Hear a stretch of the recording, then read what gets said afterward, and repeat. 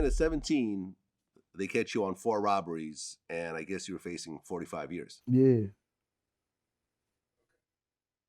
And your mom tried to help, and in the process, kind of messed herself up. Lost everything. House, car, everything. She was living with my auntie. She had to move in with my auntie.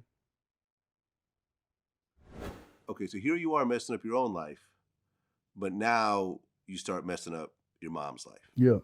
Yeah. Because trying to come up with lawyer money and so forth, she ends up losing her own house, losing her car, and so forth. Like, how do you really look at your mom at that point as you're doing this? Like I say, I ain't know.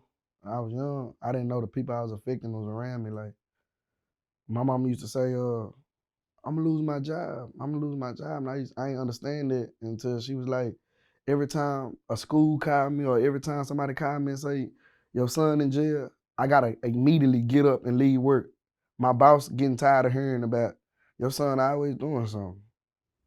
Your son always did. Your son always did that. Like, you know what I'm saying? So I'm looking at it. I'm looking at it like, you know, it really didn't hit me till I got in the cell. You get what I'm saying? Like, I ain't gonna lie, I still wasn't looking at it like while I was out doing it. Like I didn't see nothing wrong. I didn't feel like I was hurting nobody else. I just thought I was just hurting myself. Okay. I mean, you were facing 45 years. I mean, what does that do to I your mental? hold on. I really wasn't facing no 45 years. That's just what they, in the sense, they'll keep telling you that. They'll keep telling you the highest number to scare you. You get what I'm saying? Like, it wasn't set like the DA was like, hey, tell him this is first offer is 45 years. Like my lawyer came to me and was like, they offering 45 years, you know, woo, woo, woo, woo.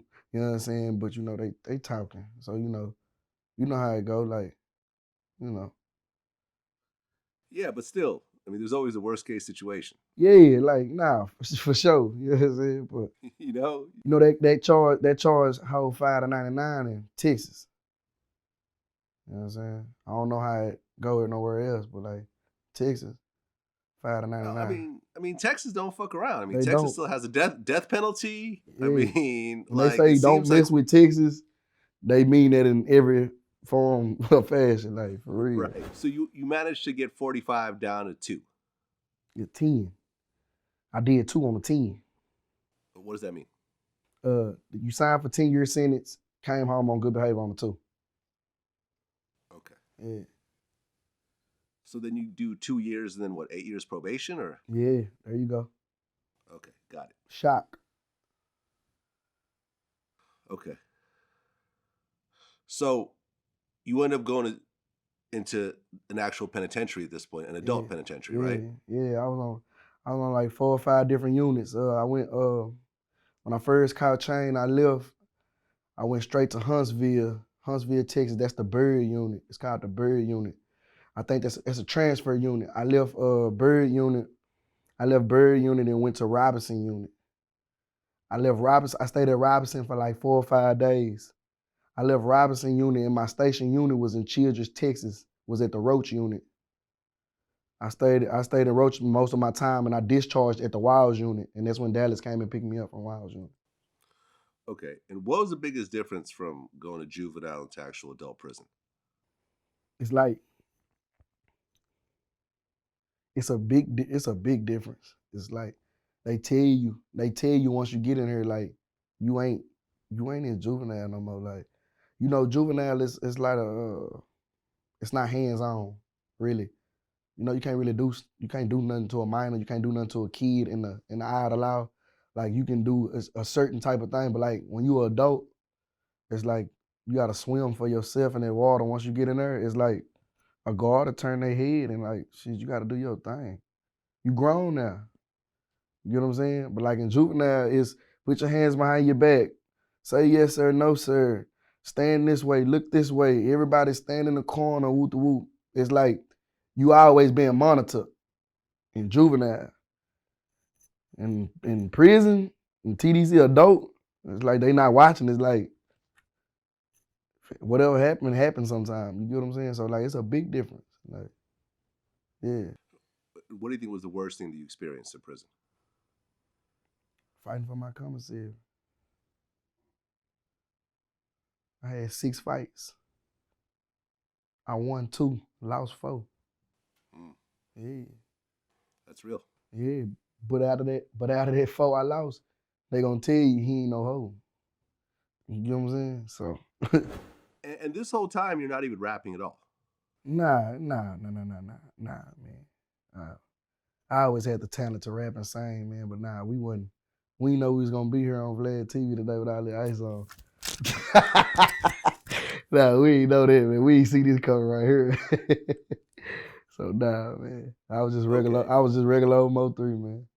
Okay. So you get out, and I guess your dad was the one that encouraged you to start Yeah, rapping. yeah. He encouraged me before I left. Before I caught chain to TDC. Before I caught chain, he came to visit me because it was like once they visit me in the county, they know where I was finna go. Was so far. And ain't nobody have cars like that to be, you know, going way out there. So, they did all they can to visit me in the county in Lou Sterrett.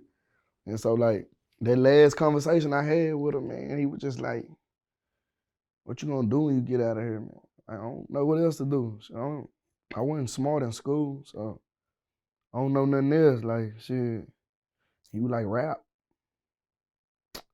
I was telling man, they don't nobody make it in no rapping. Like, not around here, ain't nobody make it in no rapping, bro. Like, you know, he was like, shit, just tell your story. He said, everything you done ever did, just rap about it. You ain't gotta do it no more. Just rap about it. I did that shit. Okay. So you get out and you start rapping, and Dallas is kind of buzzing right now, but back then it really wasn't. Yeah. I mean, there Yeah. was no, all these popular Dallas artists that you see these days getting deals. That just wasn't even happening back then. Yeah, it would. So here you are trying to make some noise in Dallas, and what started happening in the beginning?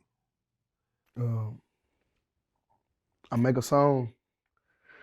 It's a remake uh, of some other Dallas artists that came up before me at the time. You know what I'm saying? Like, and I always used to listen to them. You know what I'm saying? So like,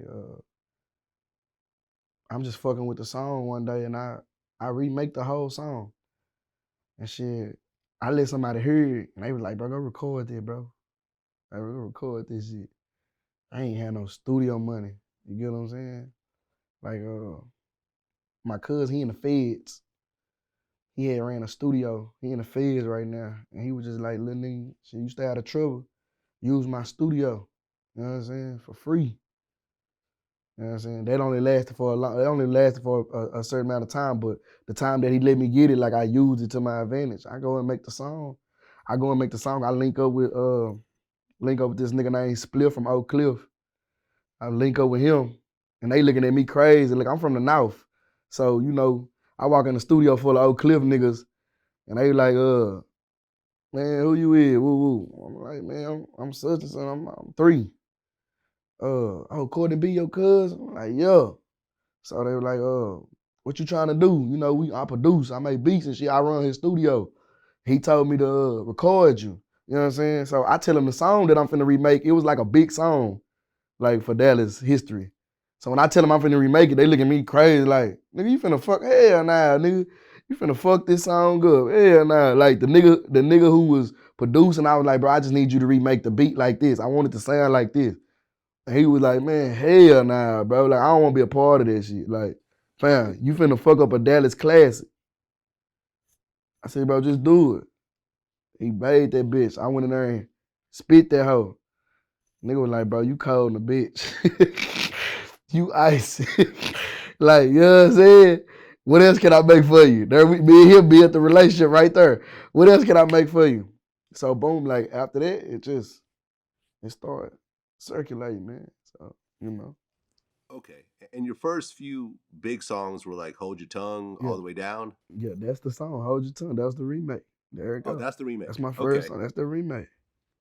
Okay. And then you released your first album. What was it? Shottas Reloaded? Now, Shottas. See, Shottas Reloaded what got everybody to pay, like what got everybody on. Like, Shottas Reloaded to everybody was my first one. But Shottas was the first one, like, to let niggas know, like, shit, I'm trying to do something. Like, I got something to say. But Shottas Reloaded is what broke everything. Like, So people take like Shottas Reloaded, they look at that like that's the first one. You know what I'm saying? That's the second one. You know what I'm saying? So Okay. And why the name Shottas? it's my favorite gangster movie. Oh, the Jamaican movie. Yeah. Okay. Yeah, I've actually I interviewed Kamani Marley. Yeah, okay. We talked about that. Yeah. That's a dope movie, man. That's my favorite movie, man. Yeah. They were supposed to make a part 2 at one point, but that never happened. Yeah, I remember that. Yeah. I mean, shit. DJ Khaled is in it. They had to, Wyclef is in it. Wyclef in there. Bunch of people. Yeah, man. Bunch of people. That's the skinny DJ Khaled. Didn't nobody know. Yeah, the skinny. A lot of people didn't know that was DJ Khaled out there with the burner. Yeah, on the block. Yeah. Exactly.